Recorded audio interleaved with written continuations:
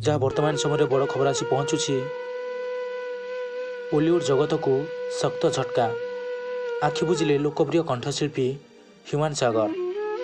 ओडिशार सुनामधन्य तथा लोकप्रिय कंठशिल्पी ह्यूमान सागर परलोक।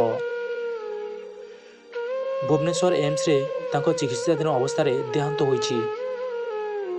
किछि दिन हेब तांको स्वास्थ्यावस्था संकटापन्न रहिथिला। लिभर और किडनी जनित रोग रे पीड़ित थिले ह्यूमान।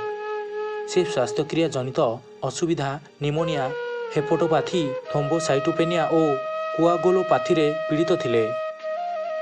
जहाँ एबे खबर आसी पहुँचुछि बॉलीवुड ପାଇଁ दुखद खबर। विशिष्ट कंठशिल्पी ह्यूमान सागर परलोक नहीं परिवार पक्षर दिगला सूचना। 34 वर्ष बयस एम्स भुवनेश्वर देहांत।